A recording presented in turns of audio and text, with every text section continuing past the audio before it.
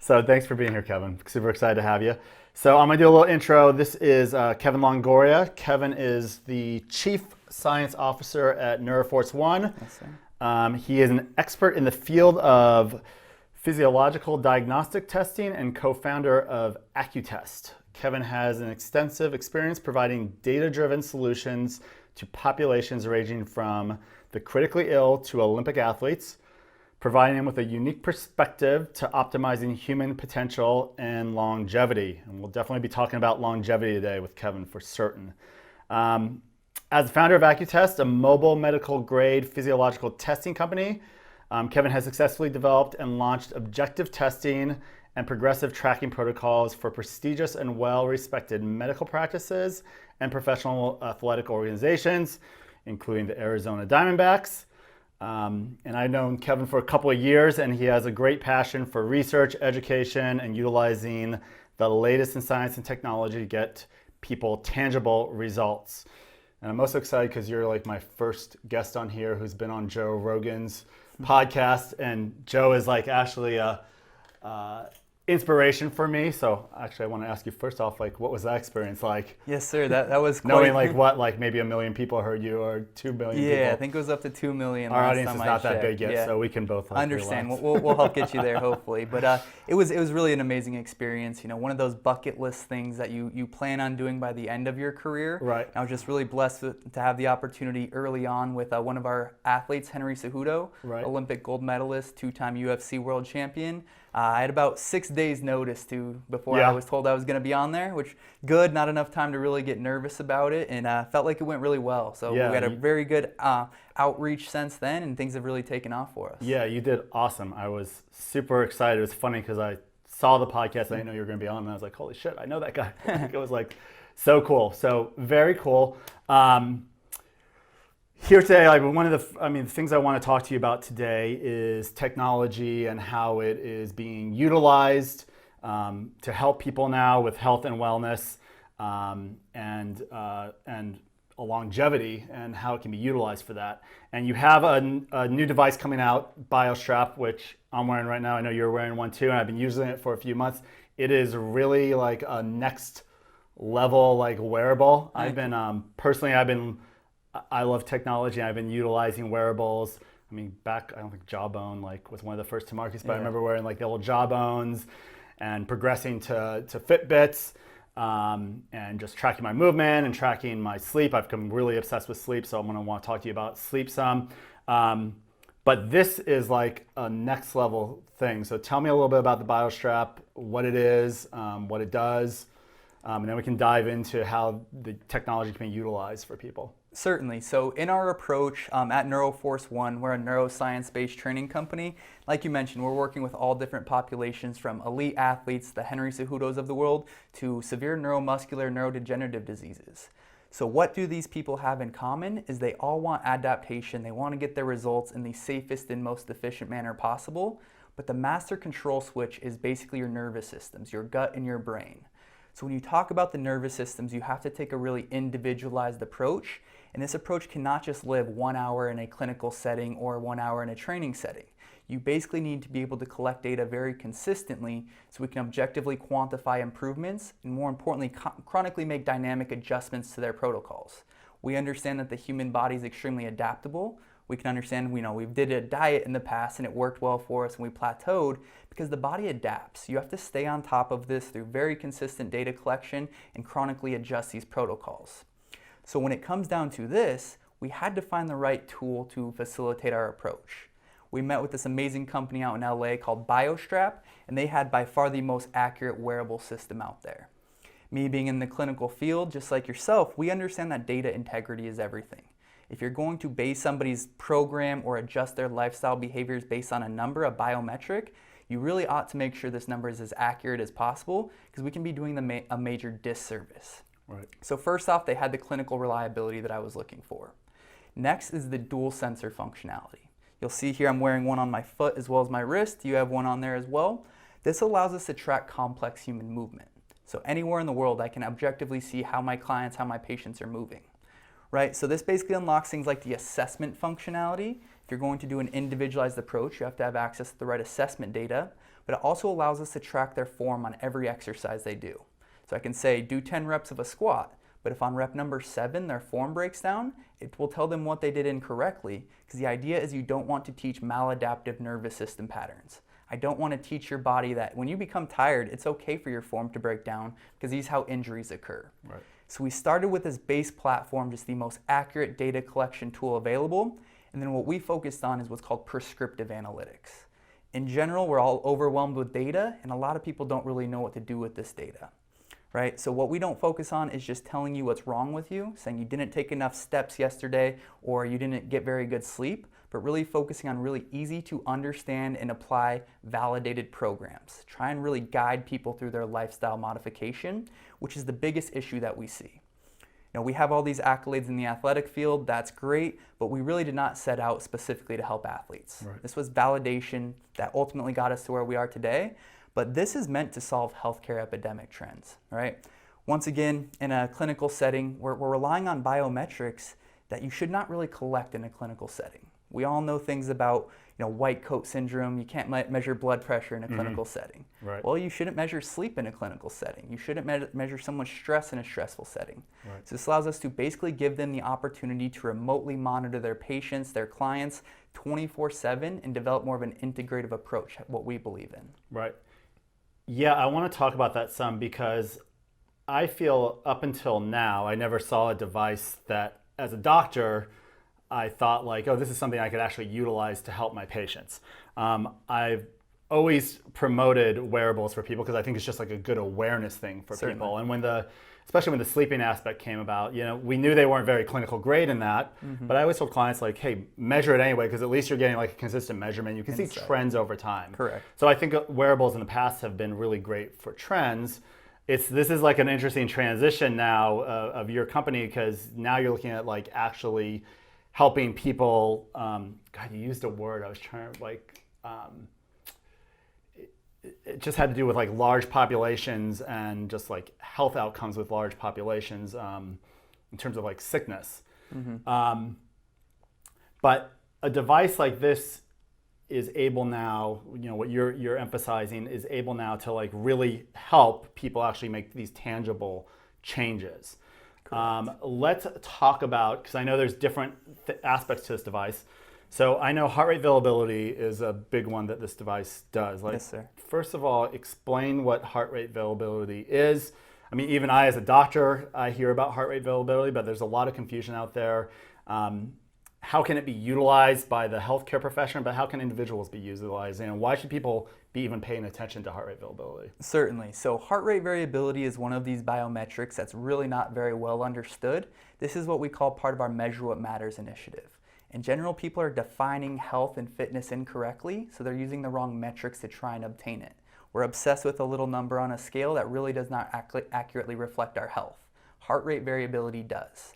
So just to keep it relatively simple, we used to look at an EKG and we would think your beats were supposed to fall very consistently. We now know when you zoom in at the level of milliseconds, there's actually supposed to be a lot of variability in your heart rate. Every time you breathe in, your heart rate should speed up a little bit. When you breathe out, it should slow down. This allows us to actually quantify the tug of war between your sympathetic and parasympathetic nervous system. Okay. So our sympathetic is our stress systems, parasympathetic is rest, digest, relaxation. Right. It's extremely important to maintain proper balance in your nervous system, because this controls the autonomic, the involuntary processes. Things like our stress hormones, our immune system, our inflammatory processes. And people in this world, I mean, just for clarity, tend to be way too sympathetic. Correct. Right? Yeah. And that's just because the world we live in today, we're all stressed out. Correct. You can't make a generalization and say, you look stressed, you must have sympathetic dominance. This is where it comes down to actually assessing people one at a time. But in general, I would definitely agree with you. And then in the long run, so heart rate variability is something that can tell you if somebody's dominant one or the other? Correct. There's what's called time domain and frequency domain.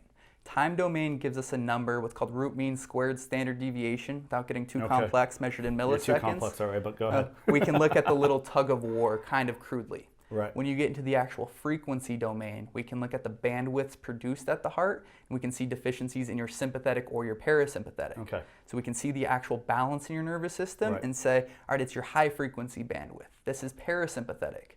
Parasympathetic, we know 90% of that is controlled by the gut. Let's fix your gut to restore your nervous system. So it really comes down to understanding how to use the data and how to move that needle properly. Okay. So people get this data.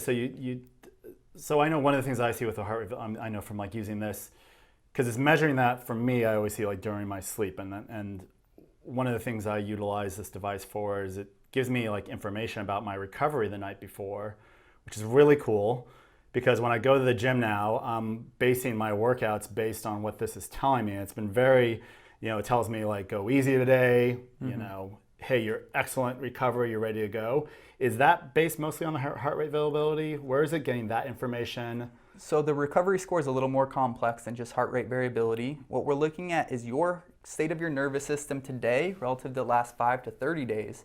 We're also looking at your resting heart rate, respiratory rate, and really importantly is how well you slept the night previously. Something that we really understand in my field now is training itself is just a stressor. It's a very important component, but studying for a test or working in the gym, this is a stressor. All of the adaptations, or I should say the majority of these adaptations, occur when we're sleeping and when we're recovering.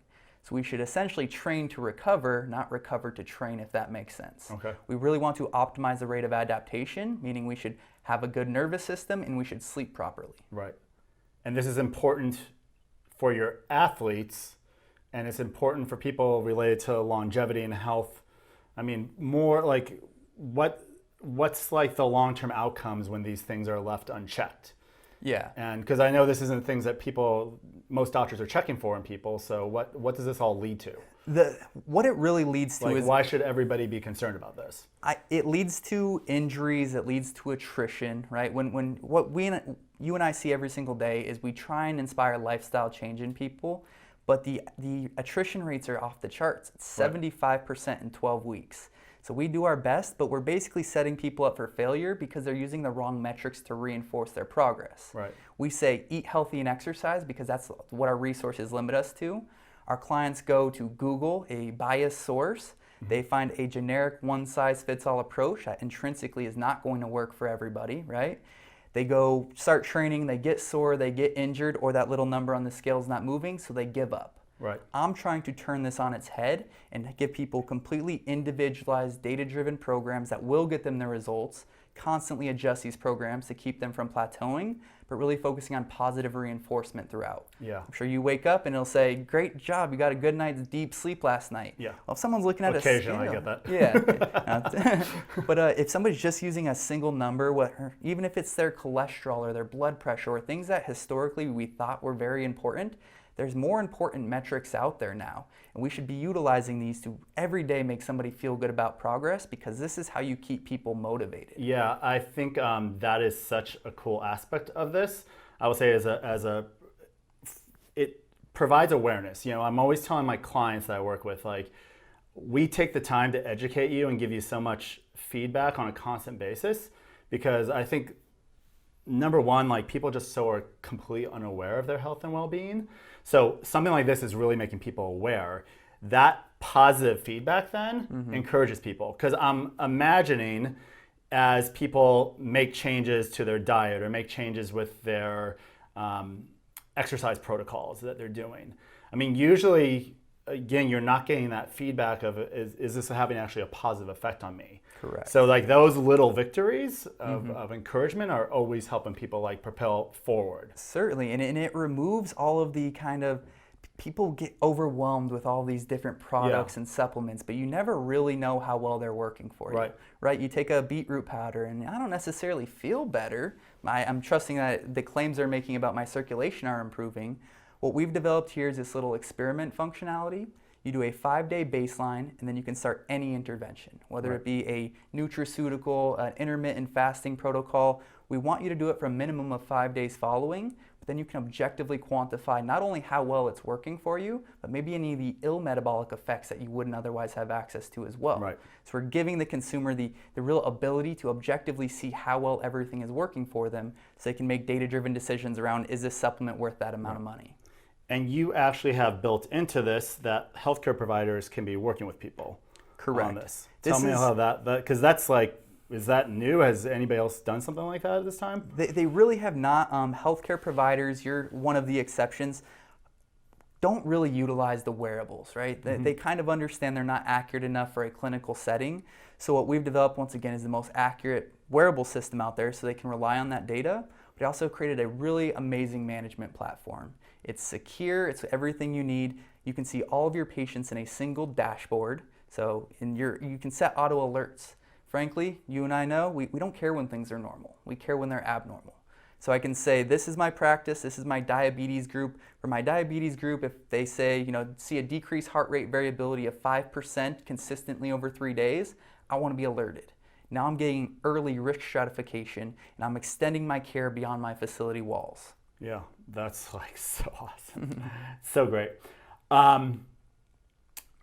So tell me, there's a couple other things this does, and I want to understand them a little bit better. Yes, sir. So talk to me about the cardio-respiratory fitness, the VO2 Max, and how, because it gives you information on that. What is that? Why is that important as well too? Because I don't think that's something that most healthcare providers are using. Maybe some very high-end athletes utilize that. I'm very glad you asked about that one. So cardio-respiratory fitness is a measurement called VO2 Max.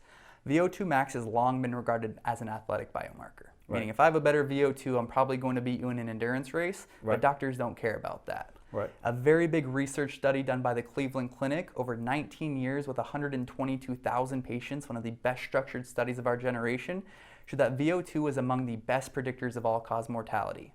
It predicted cardiovascular disease better than our family history, smoking habits, high blood pressure, all of the things that we've been relying on. So I think that's a huge thing. I just want to stop you for a second and emphasize that all-cause mortality is anytime you see something like that, it's just, we know in almost every way it's having a benefit to the body. Correct, and that confirms what people like us know. We know exercise and nutrition is prevention, but now they're actually really starting to add the data to that, and they're emphasizing, this should be a test that's done at the level of primary care. But then what becomes the barrier is a $60,000 metabolic cart. Right. These doctors need an ROI, no matter how good it is for care. We run businesses, right? So what we've been able to do with our wearable system is validate the VO2 Max, no need for a metabolic cart, currently 0.9% accuracy for males and about 1.2% for females. Right on. We'll work to get that even more accurate, but now our $320 device replaces a $60,000 metabolic cart among many other very expensive pieces of equipment. Right. So we're making it more readily available because we're saying you should measure this, and we're going to remove all those barriers for you. So if people have, let's say they get this device, you're utilizing this, and you have challenges with your VO2 Max. What does that mean? What can be done then at that point?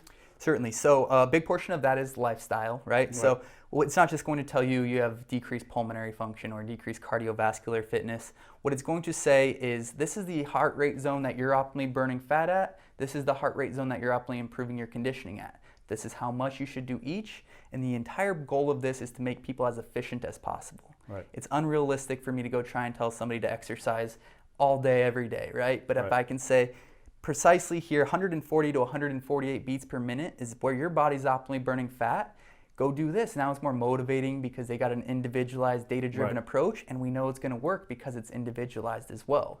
So then they start to actually see the results because they're using data, and this is what's going to move that needle and keep people motivated as well. Right on.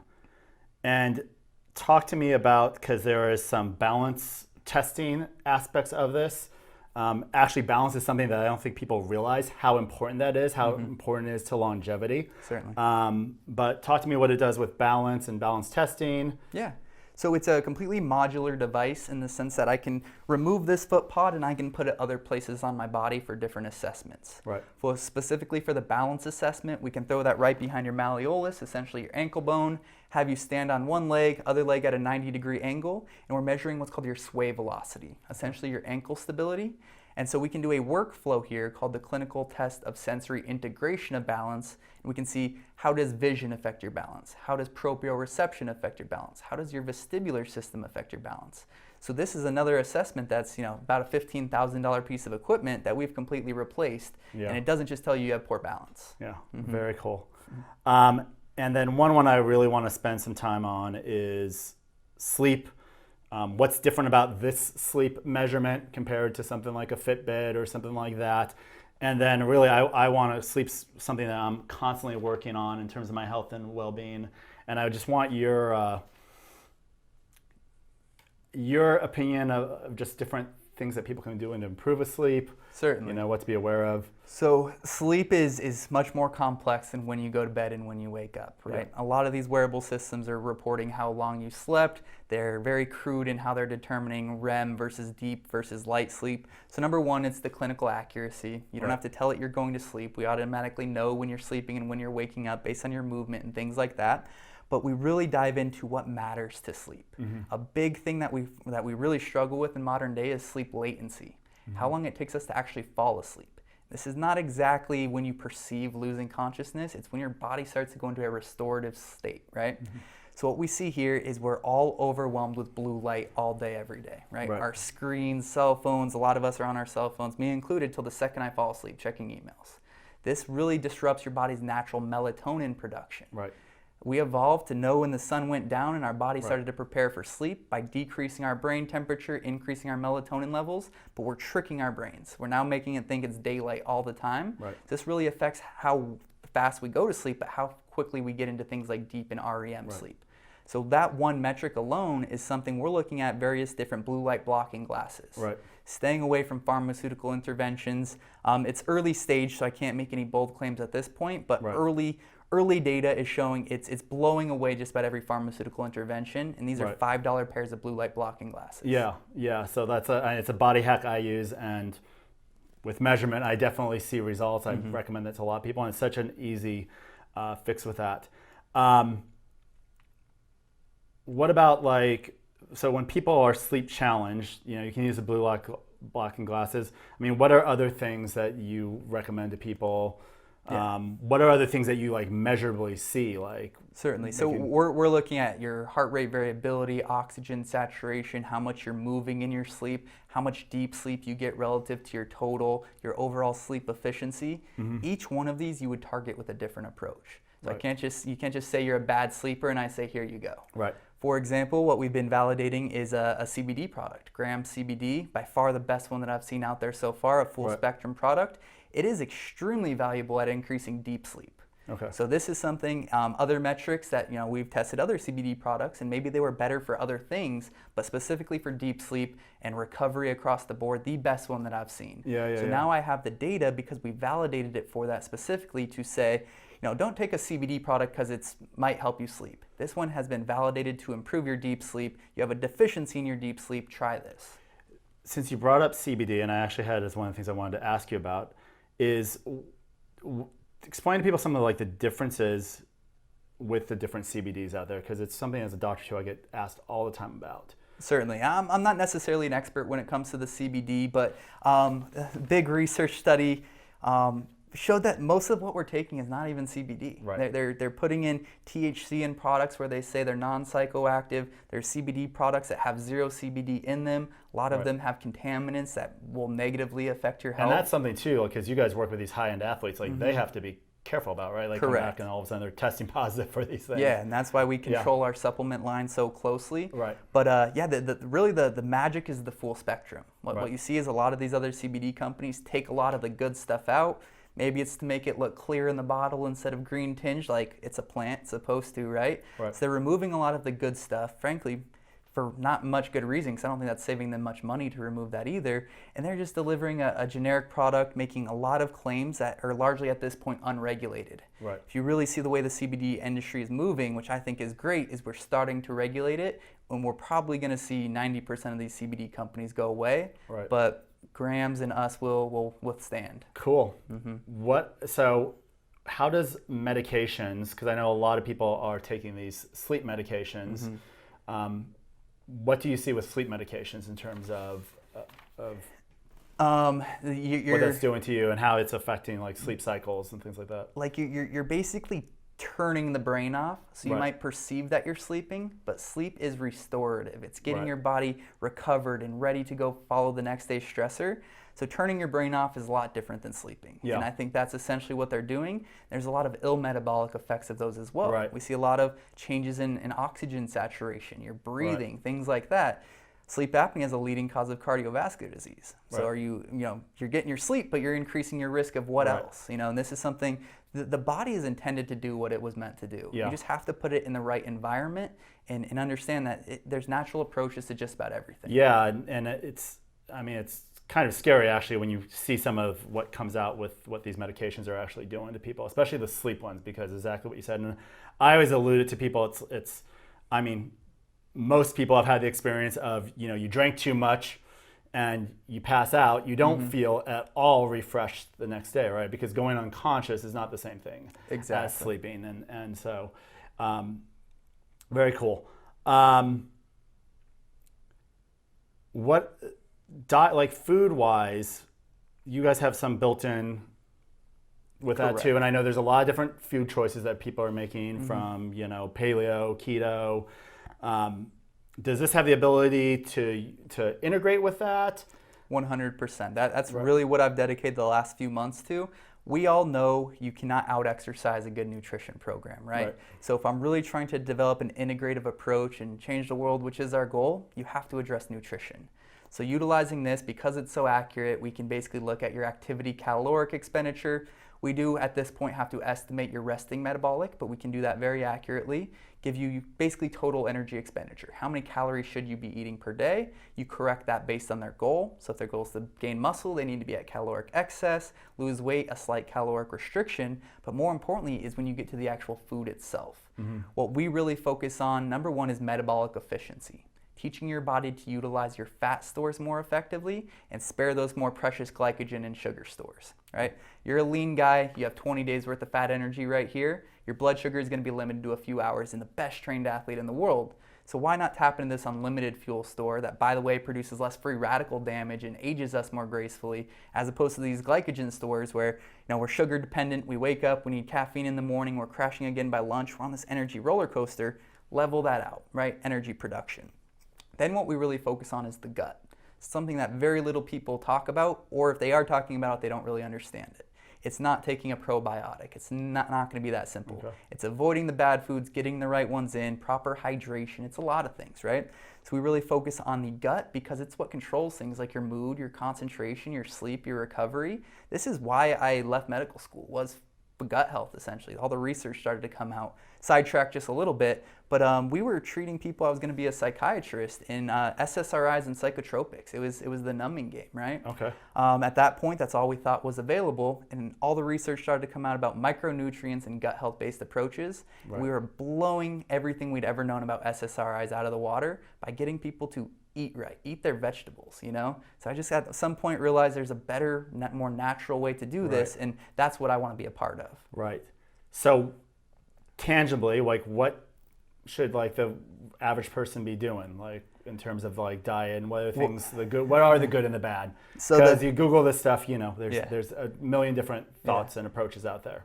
It becomes a little more complex because there's no one size fits all, and that's across the board. Nutrition, exercise, everything. So we want to really assess you and your nervous system.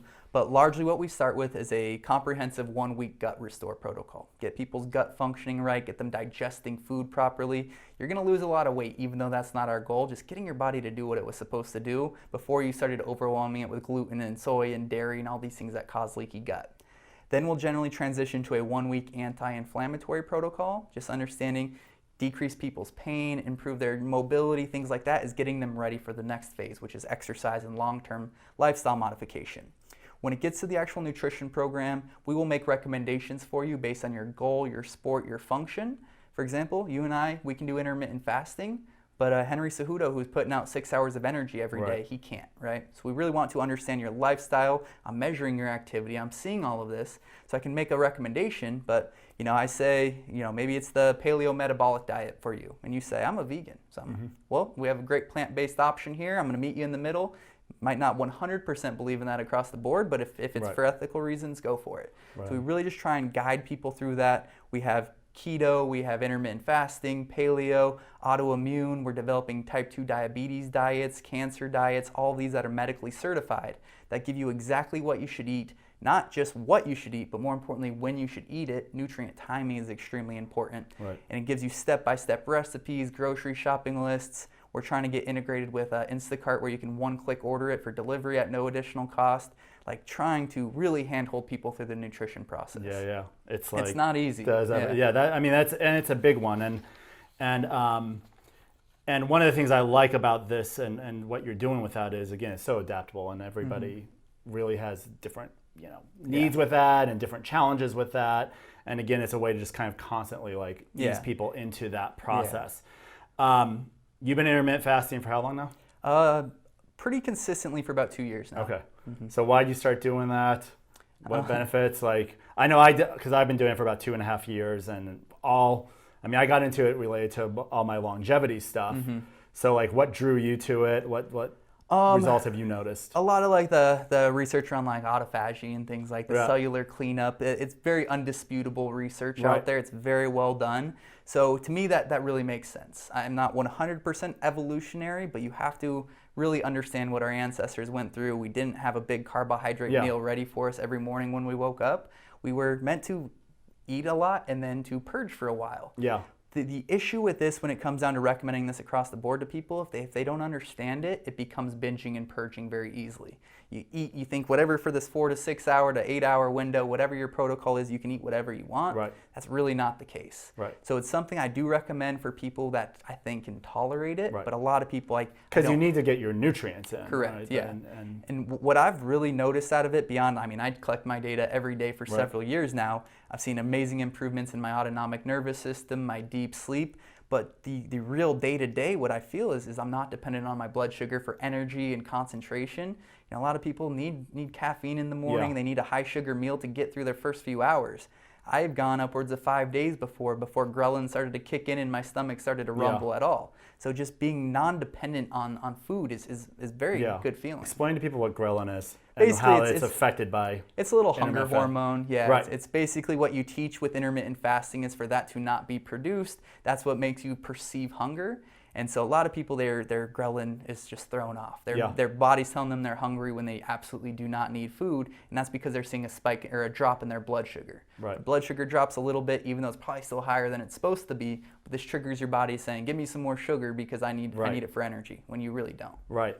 I always, it's such an interesting one because if 5 years ago if anybody told me I was going to be doing intermittent fasting, I would tell them they're crazy because I was of the mindset you eat every 2 hours and you just you want to regulate your blood sugar or whatever the wrong thinking was back then.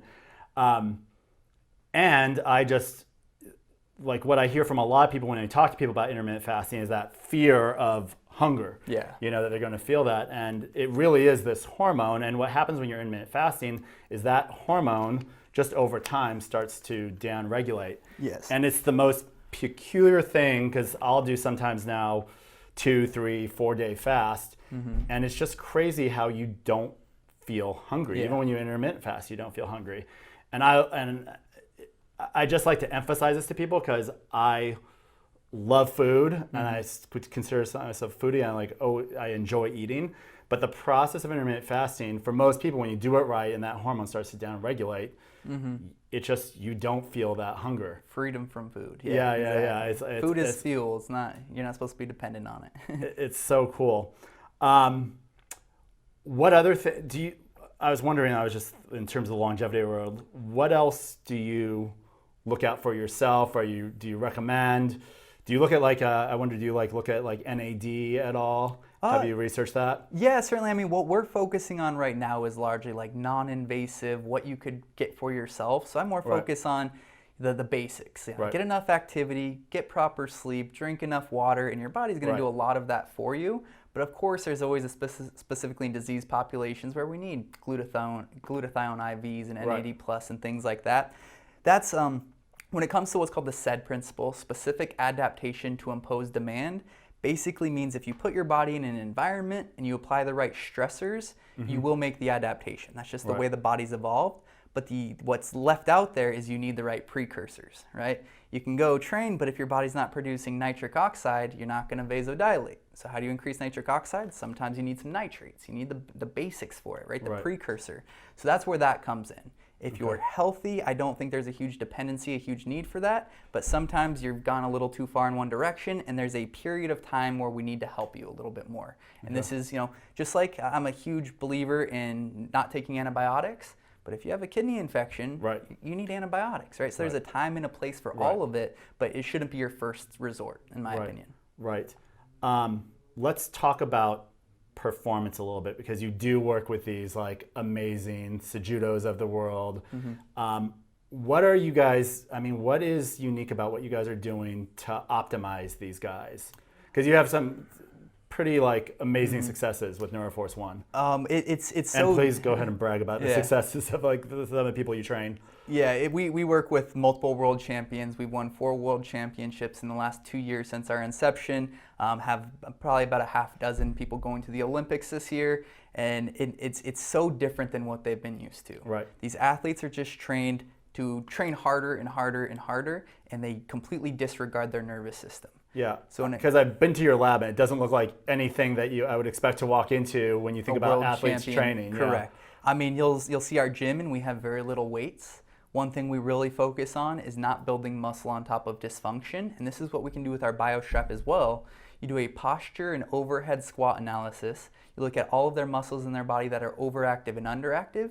What we focus on is a neuromuscular re-education model. Basically, put down the weights, get your myofascial system right, start using force vectors and physics in your favor, and I can make you significantly stronger and prevent injuries more so than any amount of weight you could have touched over that period of time. Physics is very important, right? So no weights. Then what we focus on is the sleep and the recovery. We say you train for a very limited amount of time. These guys are used to training 6 to 8 hours a day. With a Cejudo, first camp, I was canceling 3 practices a week. You're not ready for adaptation. Was he freaking out? Yeah. His coaches especially. He had a little more faith in the process, and I do credit him a lot for that because it was so different. And at that point, it was a little investigational. And he was like kind of one of your guys' first ones too. So, yeah. So it was, just have faith in the process. We're not training today. Focus on recovery. Go do your lymphatic compression, do your red light therapy. That's more important today than training. So it took few weeks, and then the adaptation started to occur. Right, he was healthier, less inflammation, less pain than he'd ever felt. We go on to beat Demetrius Johnson, who is considered the greatest fighter of all time, and then T.J. Dillashaw, one of the greatest of all time, and now Marlon Moraes. We keep winning, so it's a lot easier for them to come around, but it is so different than what they were used to. And this is me monitoring his sleep every single night. First camp, I was going to his house and cutting up his food every single day for him. Like we handheld him a lot through that because we really wanted to validate what we're doing. And now it's becoming a lot more talked about. Copycats, whatever. I'm glad people are doing it. I say if you want information, I'll happily give it to you because this is how you evolve the sports. This is how you evolve everything. Things need to change. And I love the way the performance of these top athletes translate into performance for the general public. And again, all these things, because these are really just all biomarkers. And again, we're moving into a world now where we're going to be able to measure everything. And it freaks some people out on some aspects of that. But in terms of us really like getting control of our own biology and our own outcomes, it's just a whole new world. And a lot of people do ask, well, how do you work with Henry Cejudo and diabetes patients? Like I don't see how you can work with both. And it's because we define fitness differently. It's not big muscles and a thin waistline. It's mental health, physical health, pain management, injury prevention, having enough energy to get through your practice or to have enough energy to play with your kid at the end of the day after a long work day. This matters to everybody. So that's the crossover. It is the nervous system. I know we were talking before we started filming today that you're having a child soon. Hope you don't mind. But you said you were utilizing this on your wife as well too, which I thought was like really cool because you think about somebody going through pregnancy and like this is like what a phenomenal way to start measuring some things with pregnancy. Like, have you been utilizing it that way? Whenever you start a study, it's about collecting data, and then you have to kind of go back and look at it. So I can't say I've drawn much significance out of it yet. But I know how your mind works. You must be like monitoring that and like watching everything. Are you going to attach this to your newborn? I'm thinking that. But no, basically we understand that things have to be changing in the body. We understand the hormone changes. I'm a physiologist. I obsess over this stuff as soon as my wife got pregnant, right? but how does that affect her sleep? How does that affect her biometrics, Yeah. her heart rate variability? To my understanding, this has never really been measured before. So just my curiosity is like, let's throw one on her, let's look at it after and see what happens. Like, how does their physical activity change? Does she sleep better on days she's more active or less? You know, little things like this where we can figure out how to manage a pregnant woman better. And this is how it should be across the board for every disease, every patient population out there, is we need to treat them as individuals, and so you have to have access to this type of data. Right. Yeah. Oh my God, you're gonna like love being a dad. Because you're gonna be like a great father, but you'll love it's. So I have a 9 and 11-year-old, and it is so interesting to watch them develop, to like see when different aspects of their brain all of a sudden starts making connections, and when you're like analytical about physiology and the body and the way it works, it's the most miraculous. Like, the more you like know and you have like a deep understanding of the body, it's still like the most miraculous thing you'll ever see, and it's like so cool. And I just want to thank you for being here. I want to tell you how cool I think that this kind of technology is coming out. Appreciate it. And how it's really like I didn't realize when you first introduced it to me and I started using it, like I'd loved wearables, but my mind was never wrapped around of how this can really benefit people in a really, really profound way with health and wellness. So I think it's just a great mission, and that your company has in helping people that way. Thank you. And we can't do it alone, and that's why I love working with people like you. There's a huge education curve that has to take place, and we can't do it by ourselves. So getting on podcasts like this, where you have a very amazing audience, and just working with people like you, this is how we change the world. And I just have this abundance mindset. Find more people like you to work with, because that's how you move the needle. Right on. Totally agree, man. Cool. Thank you, Kevin. Awesome. Appreciate your time. We're definitely having you back.